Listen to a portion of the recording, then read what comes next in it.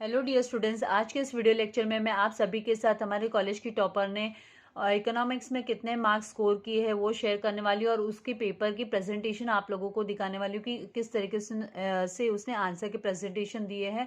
तो वीडियो को लास्ट तक देखना है ताकि आप लोगों को हेल्प हो इकोनॉमिक्स का पेपर लिखने के टाइम पे कि कैसे लिखना चाहिए, प्रेजेंटेशन कैसी होनी चाहिए, कितना कंटेंट लिखने पे कैसे मार्क्स मिलते हैं। तो उसकी भी एक आइडिया आप लोगों को रफ आइडिया लग जाएगी।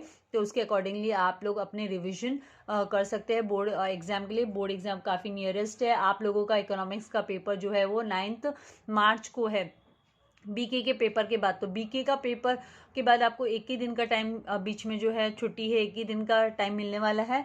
तो आप लोगों को इकोनॉमिक्स जो है वो अभी से प्रिपेयर करके रख लेना है। तो देखिए आंसर के प्रेजेंटेशन स्टार्ट करते हैं। जो क्वेश्चन नंबर 1 है, ठीक है, जो मार्क्स है मैं लास्ट में आप लोगों के साथ शेयर करूंगी। क्वेश्चन नंबर 1 जो असर्शन एंड रीजनिंग वाला क्वेश्चन था ये तो ये क्वेश्चन जो है इसमें स्टूडेंट को 4 मार्क अलॉट हुए हैं। एक क्वेश्चन जो है वो रॉन्ग हो चुका है।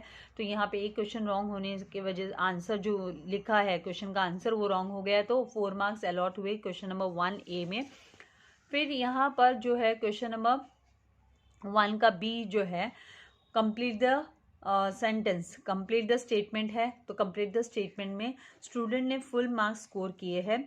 पूरे के पूरे जो 5 क्वेश्चंस है, 5 क्वेश्चंस पूरे के पूरे करेक्ट है। तो 5 मार्क्स जो है स्कोर किए हैं स्टूडेंट ने। काफ़ी अच्छे से अपनी बिगिनिंग से प्रिपरेशन करिए ये स्टूडेंट। फिर भी काफ़ी मार्क्स जो है वो कट हुए हैं, छोटी छोटी एरर की वजह से मार्क्स कट हो जाते हैं। कोरिलेशन में, कंप्लीट द कोरिलेशन में भी फुल मार्क्स जो है वो स्कोर किए हैं स्टूडेंट ने। देन क्वेश्चन नंबर 1 का जो डी है, give the economic term, economic term में भी एक मिस्टेक कर दी है, एक जो है वो रॉन्ग हो गया, इकोनॉमिक टर्म एरर हुआ इसमें भी। तो यहाँ पर 4 मार्क्स जो है वो स्कोर किए हैं स्टूडेंट ने। Then identify the concept, identify concept में स्टूडेंट मैं आप लोगों को बताना चाहूंगी कि question number 1 and question number 2 में फुल मार्क्स अलॉट किए जाते हैं अगर आपने कंटेंट अच्छे से लिखा है।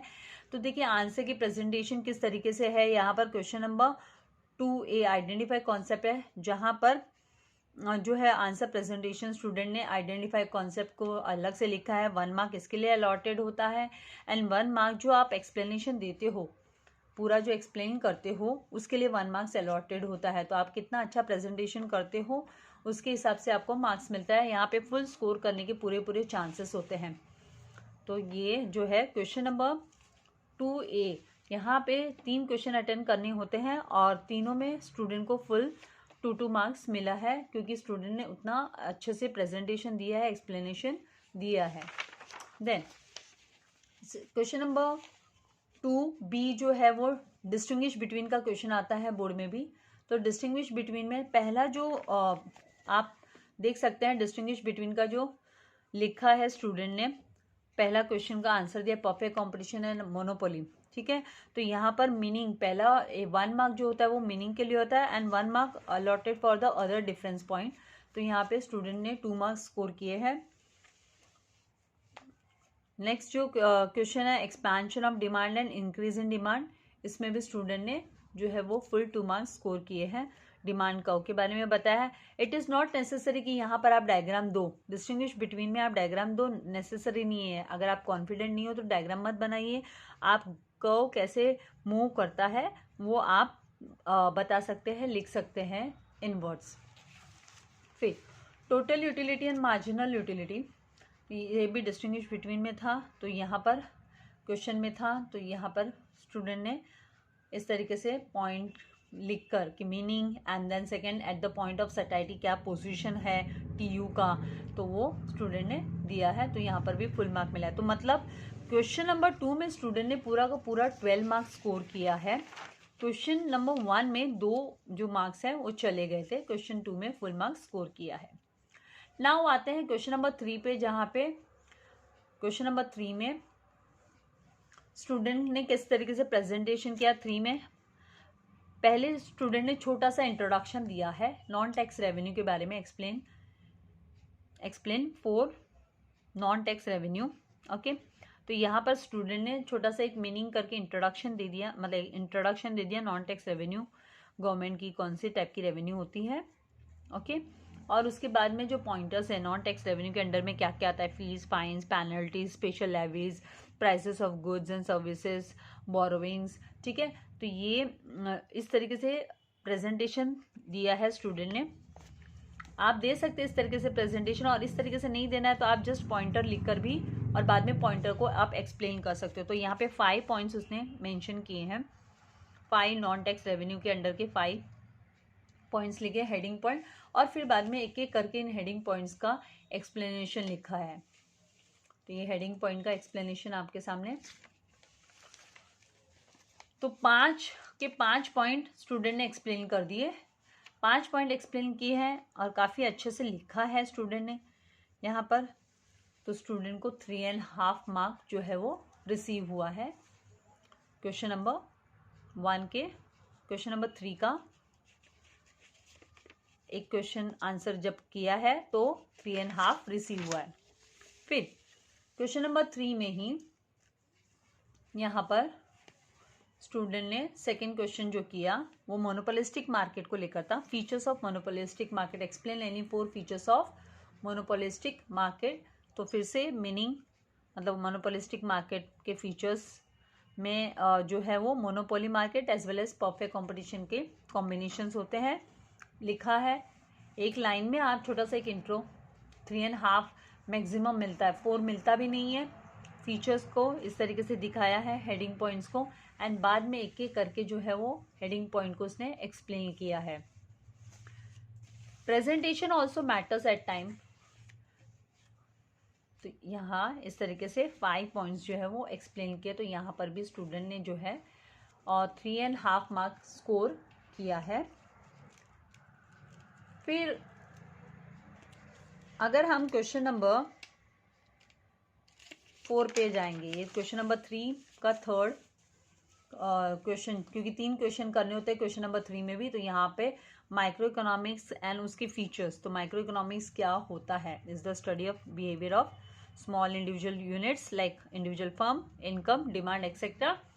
एंड उसके बाद में फीचर्स को इस तरीके से प्रेजेंट किया है, एंड बाद में ये हेडिंग पॉइंट्स को एक एक करके एक्सप्लेन किया है स्टूडेंट ने, और 5 हेडिंग पॉइंट्स। तो मैं आपको सजेस्ट करूंगी कि अगर आप 3.5 मार्क्स एक्सपेक्ट करते हैं तो इस तरीके से जो है आप प्रेजेंटेशन दे दीजिए, अच्छा लगता है।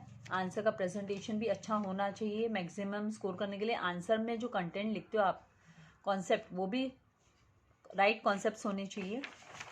नेक्स्ट यहाँ पर हम आते हैं क्वेश्चन नंबर 4, जहाँ पे अग्री डिसअग्री का क्वेश्चन। तो यहाँ पे micro economics is different from micro economics question था। तो यस, डिफरेंट है, सेम नहीं है। यहाँ पे कभी कभी सेम वर्ड आ जाता है, आपको याद रखना है। यहाँ पर जो है कभी कभी सेम है करके ऐसे क्वेश्चन में बोल देते हैं, तो आपको केयरफुल रहना है। उस समय पर हम डिसअग्री, एक बार बोर्ड पेपर में बोला गया है, तो वहाँ पर उस केस में हमें डिसअग्री लिखना होता है। तो इसके जगह पे सेम भी वर्ड आता है तो उस समय पे डिसअग्री लिखेंगे, अदरवाइज हमको आई अग्री लिखना है। और यहाँ पर आपको micro economics and macro economics and macro and micro के बारे में, दोनों के बारे में आपको बताना होगा। पहला स्टेटमेंट 1 मार्क जो होता है वो आपका I agree with the about statement, and बाकी बाद में फिर आपको रीजंस एक्सप्लेन करने हैं। तो एटलीस्ट 3 एक्सपेक्टेड है। बोर्ड बोलते हैं भाई 3 तो कम से कम आप एक्सप्लेन करो पॉइंट्स, उससे ज़्यादा किया तो वेल एंड गुड। तो यहाँ पे जैसे माइक्रो इकोनॉमिक्स के जो डिफरेंस पॉइंट्स थे स्टूडेंट ने कि भाई क्या क्या डिफरेंसेस है, तो मैक्सिमम कवर अप करने की कोशिश की। इस तरीके से स्टूडेंट ने, है ना, 4 मार्क्स का क्वेश्चन है, तो एटलीस्ट है ना 1 पे से हाफ पे से ज़्यादा तो आंसर आए करके स्टूडेंट ने इन ऑल 8 यहाँ पर जो है वो पॉइंट्स एक्सप्लेन किए। इस तरीके से microeconomics uses partial equilibrium, whereas macroeconomic uses general equilibrium. फिर यहाँ पर बताया स्टूडेंट ने, डिफरेंस पॉइंट दिया है कि microeconomics is also known as price theory, whereas macroeconomics is also known as income theory. तो इस तरीके से प्रेजेंटेशन दी है आंसर की, एंड फाइनली लास्ट में 10 macro economic is different from micro economics, इस तरीके से लिखा है। तो स्टूडेंट को यहाँ पे 3.5 मार्क जो है वो 3.5 मार्क रिसीव हुआ। फिर नेक्स्ट क्वेश्चन, इंपॉर्टेंट क्वेश्चन ये भी कि supply curve slopes downward from left to right. मैं आप लोगों को कितना मार्क्स स्कोर किया है वो दिखाने वाली हूँ। लास्ट तक पहले देखिए ताकि आपको भी हेल्प हो, आप अपने इकोनॉमिक्स का पेपर अच्छे से लिख सके। तो यहाँ पर I disagree with the above statement, क्योंकि सप्लाई कर्व स्लोप्स डाउनवर्ड नहीं होता है, अपवर्ड स्लोप करता है from left to right, right. So I disagree with the above statement, 1 mark आपका कंफर्म हो जाता है। एंड रीजन में यहाँ पर स्टूडेंट ने सप्लाई, लॉ ऑफ सप्लाई का क्या रूल है, स्टेटमेंट है, वो लिखा है। फिर उससे क्लियर होता है कि प्राइस एंड सप्लाई में जो है वो डायरेक्ट रिलेशन होता है। उसके बाद में स्टूडेंट ने शेड्यूल बनाया है एंड शेड्यूल को एक्सप्लेन किया है कि from the above schedule we can see when the price of a commodity X falls from 50 to 40, 30, 20, 10, then quantity supplied also falls from 50 kg to 40 kg। तो मतलब यहाँ फॉल के तरीके से आप इसको चाहिए रहता तो आप राइज वो भी बोल सकते थे, rises from 10 to 20, 20 to 30, then price rise करता है तो सप्लाई भी राइज करता है, तो उस तरीके से भी लिख सकते थे। नाउ साथ में बाद में डायग्राम भी, ये जो टेबल है, शेड्यूल है, इसके बेसिस पे स्टूडेंट ने डायग्राम भी बनाया है। तो ये डायग्राम स्टूडेंट ने प्रेजेंट किया है। तो जहाँ जहाँ पॉसिबल है, figures to indicate full marks आप लोगों ने जो है देखा है, सुना है, पढ़ा है क्वेश्चन पेपर में। तो यहाँ पर फिगर्स बनाना जरूरी है। जब आप जहाँ जहाँ डायग्राम पॉसिबल है डायग्राम बनाइए एंड बाद में डायग्राम को भी एक्सप्लेन किया है। मैंने स्टूडेंट को सजेस्ट किया, जब आपने supply curve slopes upward from left to right लिखा है तो ये जो डाउनवर्ड होता है वो कौन सा होता है, डिमांड कर्व होता है। तो आप एक स्टेटमेंट यहाँ पे ये भी लिख लो, दस supply curve slopes upward from left to right, whereas demand curve slopes downward from left to right. Now, again agree disagree. Third question, a seller is a price taker in monopoly market. तो I disagree with the above statement. यहाँ पर student ने जो है price taker जो होता है वो परफेक्ट कंपटीशन में होता है, प्राइस टेकर परफेक्ट कंपटीशन में होता है। तो चांसेस है कि अगर आपने परफेक्ट कंपटीशन के बारे में 1-2 सेंटेंस नहीं लिखा है तो हो सकता है कि आपको 3.5 मार्क ना भी मिले। तो आपको केयरफुल रहना है कि ये स्टेटमेंट भी आपको यहाँ पे ऐड करना है कि मोनोपोली मार्केट क्या होता है और मोनोपोली मार्केट में मोनोपोलिस्ट क्या करता है, और जो प्राइस टेकर होता है वो तो परफेक्ट कंपटीशन मार्केट में होता है। तो परफेक्ट कंपटीशन के बारे में भी आपको लिख देना है। एंड ज़्यादा से ज़्यादा आप है ना डिसअग्री वाले क्वेश्चंस को अटेंड करोगे तो उसमें क्या है, आपको कंपेयर करने के लिए मिलता है और आपको ज़्यादा कंटेंट लिखने के लिए भी मिलता है, तो उसका आपको ध्यान देना।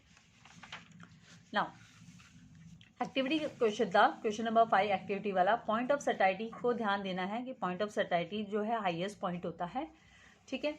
और उस पर बेस्ड कुछ क्वेश्चन थे कि when the total utility is maximum, marginal utility is 0, and when total utility falls, marginal utility becomes negative। तो यहाँ पर ये 0 का आपने 0 न्यूमरल में भी लिखा तो भी मार्क्स मिल जाता है, लेकिन भूलना नहीं है, आपको लिखना है 0। स्पेलिंग लिख देते तो वेल एंड गुड है। देन कुछ जो डायग्राम थे वो सप्लाई कर्व को लेकर थे, expansion of supply and contraction of supply का कंबाइंड डायग्राम मैंने शेयर भी किया हुआ है चैनल पे, डायग्राम, कंबाइंड डायग्राम जो है वो। तो उसको आप स्टूडेंट ने अच्छे से जो है आंसर लिखे हैं, 4 मार्क्स स्टूडेंट ने उधर स्कोर किया है।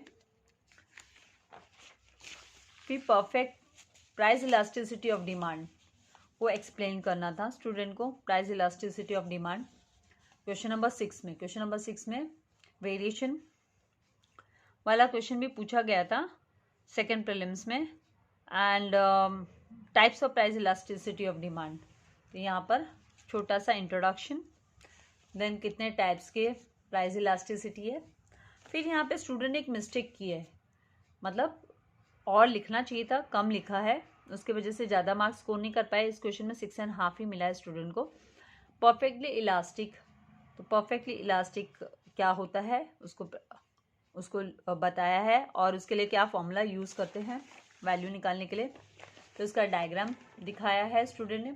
लेकिन डायग्राम को एक्सप्लेन नहीं किया। मैं आपको सजेस्ट करूंगी कि हो सकता है तो डायग्राम को भी आप 1-2 लाइन में एक्सप्लेन कीजिए। परफेक्टली इन इलास्टिक तो सेम वे डायग्राम वगैरह सब बनाया, लेकिन डायग्राम को एक्सप्लेन नहीं किया है। डायग्राम को एक्सप्लेन कर देते हैं तो बेटर होता है। यूनिटरी इलास्टिक में भी डायग्राम बनाया, लेकिन डायग्राम को एक्सप्लेन नहीं किया है।